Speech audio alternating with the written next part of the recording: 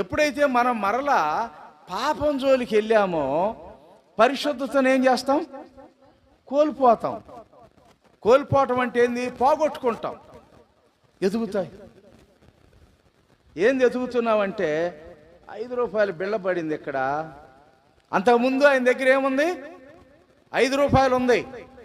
ఎప్పుడైతే అది పోగొట్టుకున్నాడో 5 రూపాయలు ఎందుకు ఉంచుతారు అక్కడ? ఎందుకు ఉంచుతారు? అది ఏమైనా పనికిరాందా? నువ్వు ముందు పోతుంటే వెనకబడినా కూడా అబ్బాయి డబ్బులు పడినాయి అని కూడా చెప్పడు ఎవడు. మెదలకుండా జేబులో వేసుకునే రోజులు. అలాగనే మన పరిశుద్ధతను కూడా అపవాది ఎప్పుడో కాజేయటానికే ప్రయత్నం చేస్తాడు. ఎలాగైనా వీళ్ళని భ్రష్టులుగా చేయాలి, ఎలాగైనా వీళ్ళని నిందపాలు చేయాలి, ఎలాగైనా వీళ్ళని అవమానాల పాలు చేయాలి, ఎలాగైనా సరే వీళ్ళని దేవుడి నుంచి వేరు చేయాలి. ఇది వాడి పన్నాగం.